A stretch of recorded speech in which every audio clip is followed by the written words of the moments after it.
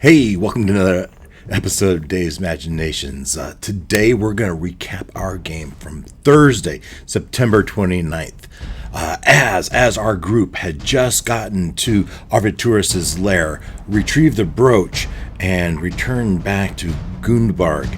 And a lot of things happened in their day of rest before the Dillirar returned to port. And we're going to go through that right after this. Stay with me.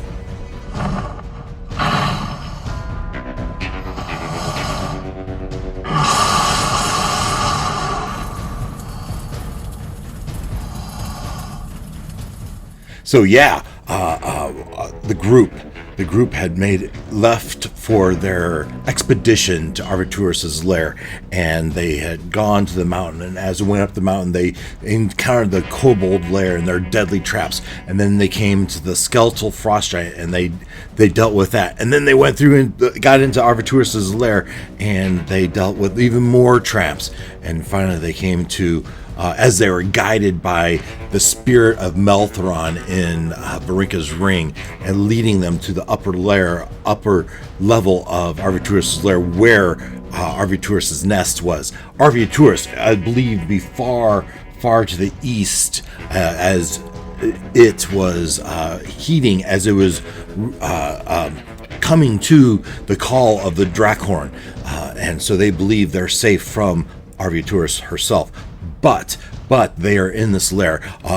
They come to the chamber, walls of ice with gems and gold coins in the walls, and they search the lairs. And Varinka gives a stern warning: touch nothing but the brooch. We've promised not to take anything but the brooch, and the rope, but take nothing but the brooch. And as they search, they find the brooch, and they excavate it out of the ice wall, and they get the purple robe and the dragon brooch. And but then they see behind the wall, behind the brooch where they receive it, they can see through the ice, just 12 to 18 inches of ice, they can see a dragon's egg. And as they discuss it, stern warning for Varinka: no one will touch this egg. And most people agree. Christiana was a little bit more willing.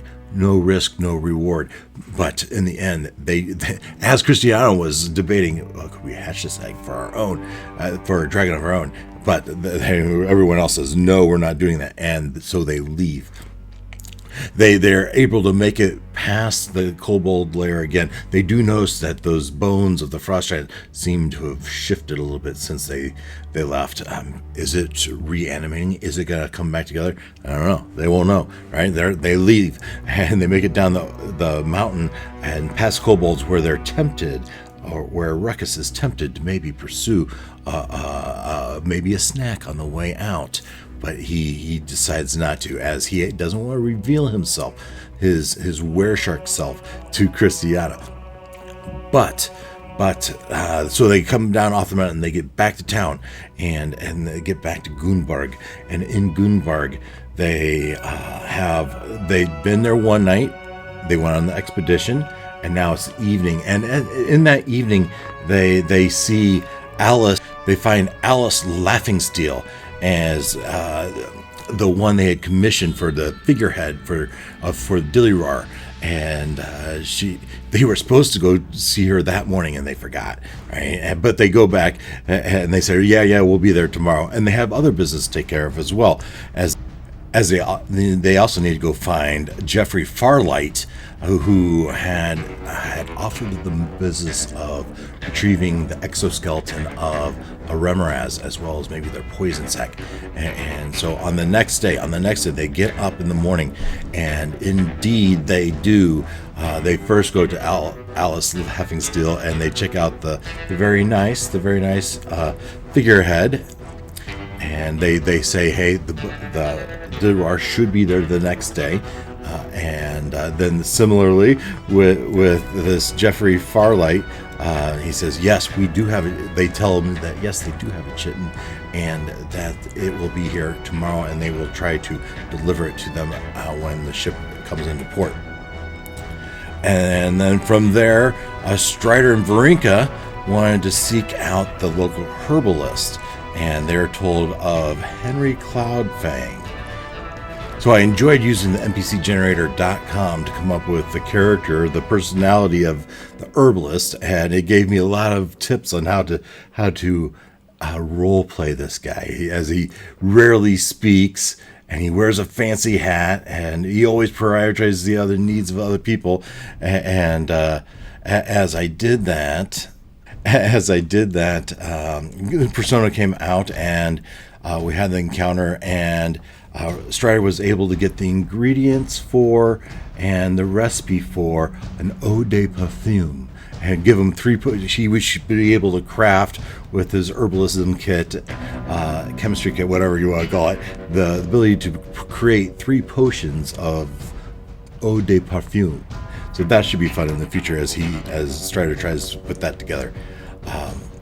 And also, as you see the picture here, I also enjoyed using a website called Night Cafe, and Night Cafe is another one, AI generator. Now, I had been using Midjourney to do it, but they only give you so many uses within your Discord app and before you run out of chances, and so I looked for a different way, and I didn't initially prefer Night Cafe, but they give me 5 uses every day for free, and so here I built up over time 51 uses. And so I plugged in a wrinkled male herbalist wearing hats of flowers, and then I have to put it centered in frame to get its whole body. Now you can see, even with that, it didn't center it in the frame so well, but I thought the picture was quite good for an old man with a hat of flowers. I thought this fit our Henry Cloudfang pretty well, so I've had fun pulling that together.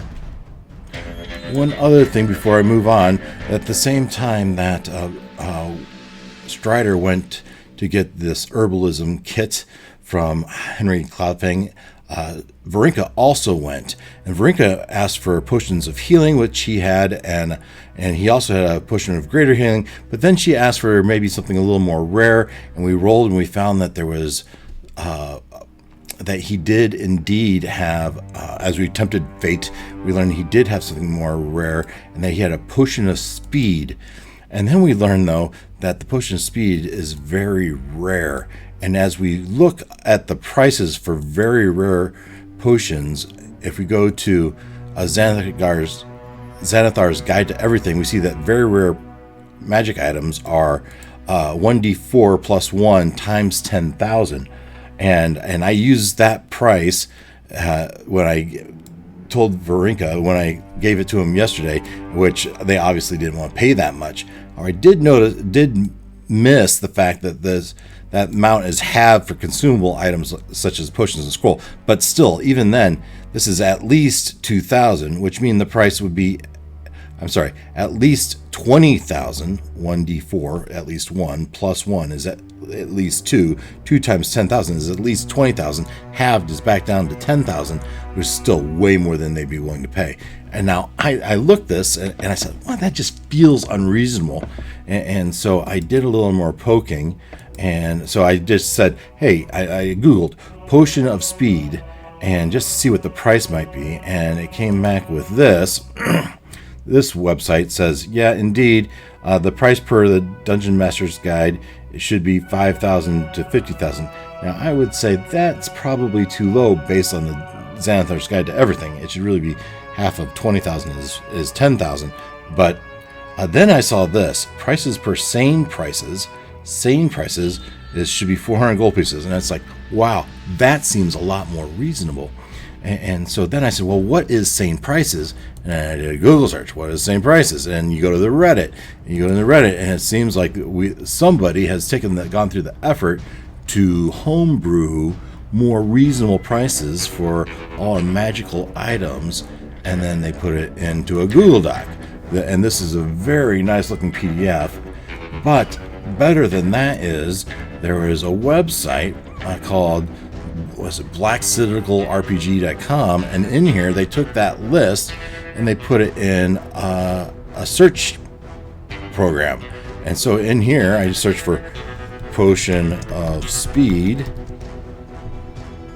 and sure enough, right there is a potion of speed right in the middle for 400. It agrees with the previous website. I like that. This seems to be a commonly accepted amount for a potion of speed. Now, if you read in here, it says, hey, this is a suggested price. This is not necessarily the actual price, but I like this a lot better than 20,000 for a potion of speed. Seems a little bit more reasonable. And so I think in the future we might use this. We might even need to revisit this trip to herbalism shop because this seems more reasonable. And so with that, with the herbalism kit purchased and the potion of healing purchased, so in that second day, they returned. They were doing odd activities throughout the town, and they met with Alice Laughingstill and Jeffrey Farlight. They made their trip to the herbalism. All along the time, the whole trip yesterday, the previous day, the whole trip down, I forgot to mention that with the ring, Varinka's the spirit in the ring, Melthron the Magnificent, is bugging Varinka. Hey, we need to talk to RV Tourist. I can't wait to talk, because remember, Melthron had this relationship with this dragon, and he's eager to talk to his old friend. Varinka's adamant no, and if you don't shut up, I'm gonna take the ring off. And so that was kind of a fun side. Moving on, and perhaps our most interesting encounter of the evening, Christiana invites Ruckus to go fishing. Now, Ruckus sees this as a romantic encounter, while Christiana sees this as a chance to investigate the ocean. And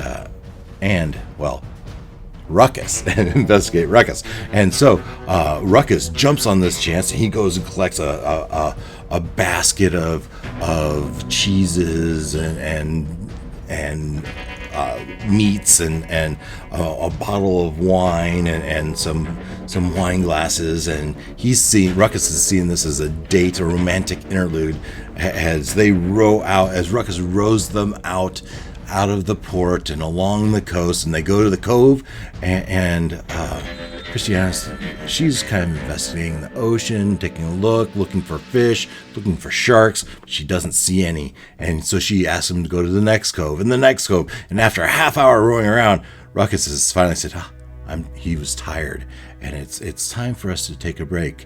And so they load up their fishing hooks and throw them in, but Ruckus moves in and begins his romantic interludes, and he's quite charming, and this is part of his persona, so he is indeed quite charming, and Christiana does find him charming. However, they don't catch any fish, they move on to the next cove, and finally it's time for Christiana, for her to make her move, as she gets the bottle of wine, and they stop and they throw out their fish again, their fishing lines, and she sneaks a little bit of a potion into their wine bottle, a potion that will force a lycanthrope, a were creature, to revert into their hybrid form. And Christiana believes that Ruckus might be a were creature, because remember, she has this ring of lycanthrope detection, and so she believes that he might be a lycanthrope, and so she puts this potion into the drink, and she drinks some. Because as she put some in, as Ruckus turns around, he does notice that she puts a vial in a pouch, but as she takes a drink herself, Ruckus believes it's safe, and so he does as well. But as he does, moments after he does revert into the were shark form, and so as he does, he panics and he jumps out of the boat, giving the boat a good kick, trying to flip the boat over. The boat does not flip over, however, Christiana does get knocked overboard, and so as she's grappling, trying to get back in, Ruckus transforms again into full shark mode and swims back to Port Gunbarg. And at Port Gunbarg, he pulls himself out of the ocean and runs up to the Dragon Turtle Inn, where he meets the rest of his companions, and tells of the story where Christiana had tricked him into revealing his true nature, his were shark nature, and so with that, Ruckus and Loin and Strider decide that they need to get Ruckus back to the Hordebreaker, their submarine, as soon as they can, and to protect him from Christiana, because Ruckus believes that he knows that Christiana is a monster hunter and doesn't know her intentions. Is she going to kill him? What is she going to do when she realizes he is a were shark? What is she going to do? And so they decide that the best thing to do is to send Ruckus back to the ship and hide out. So the three of them are starting to head back to the port and to transform and go back to the ship. And as they do that, Olak and Varinka will hang back at the inn and try to talk to Christiana, see what she's doing. So as Ruckus and Strider and Gloin are going back to the port, the docks, they round a building and they see Christiana has just come out and is talking to the fish merchant and returning the fishing gear. And as she looks over and she sees three people dart behind the building, and as Christiana faces them, the three quickly rush back behind the building, but not fast enough, because Christiana does notice that, and so she darts after them and they dart away.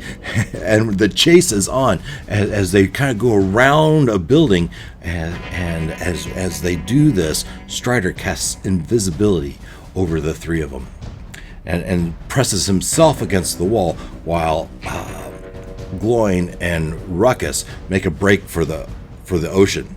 And just as they get to the ocean, they're diving in, Christiana comes around and is looking, and with her very high perception, tracks them around the building, and she looks out and she doesn't see anything. Remember, they're invisible, but she does see two splashes into the water, but she sees nothing.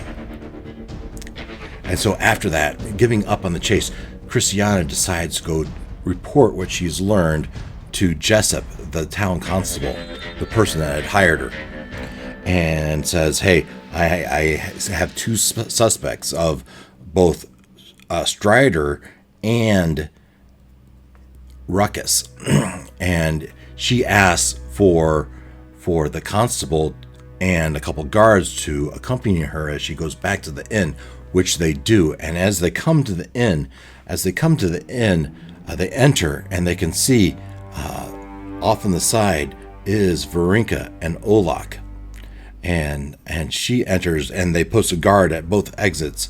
And as they do, poor Miros, he runs out the back again, and but Christiana and Jessup go to talk to Varinka. This conversation doesn't go so well as Christiana confronts them and outs Ruckus. Says, I know Ruckus can turn into a were shark. We need to talk. And it tells Jessup, we need to bring these people in for questioning. And Varinka and Olak, they don't like that so much. And even Jessup pulls Christiana aside and says, wait, hold on, because what proof do we have? We need something more than just this hearsay to bring them in. Let's just talk and see what's going on.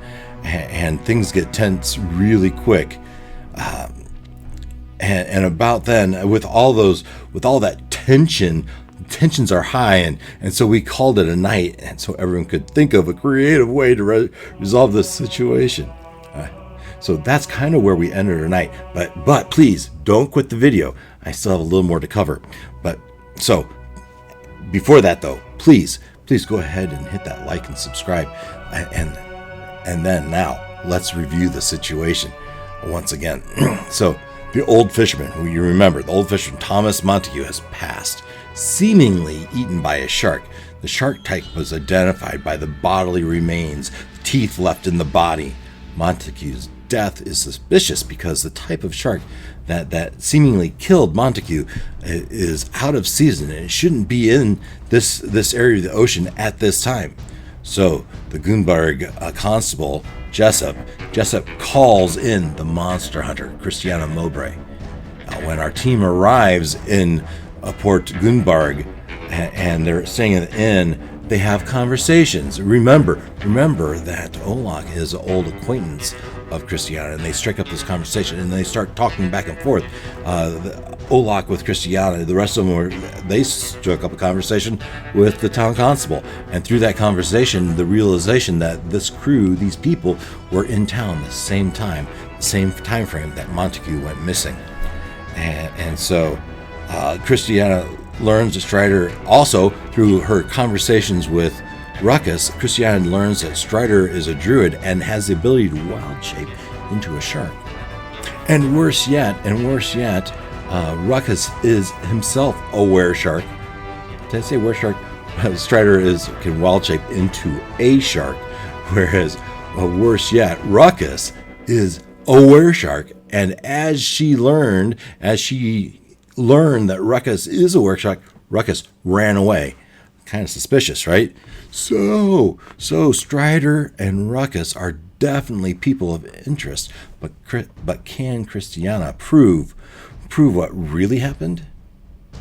What Christiana explained, will Christiana explain how she really works, what her real motivations are, and what if Christiana bared all of her secrets to Ruckus, bared her soul, told her everything, how she works and her motivations, and what if she explained her ring to Ruckus? What if Ruckus understood that Christiana, as a monster hunter, was not just a cold-blooded killer? And then I guess from the other side, Ruckus did murder that Montague. Should he turn himself in? Is he feeling remorse? Does he feel like there's a reckoning that should happen? Should there be some atonement? Now, what would happen? What would happen if Ruckus were to turn himself in? What would happen if Ruckus were to explain everything, and I mean everything, Christiana, the whole Dark Lord stuff and his requirements and this curse that's upon him? What would happen? How would Christiana respond? Would Christiana turn Ruckus in? Or would she maybe help Ruckus? Help him with this ailment, maybe help him find a way to deal with this curse. It's a lot to ponder. And really, I can't wait. Until next week to see how all this pans out. And so, I guess until then, take care.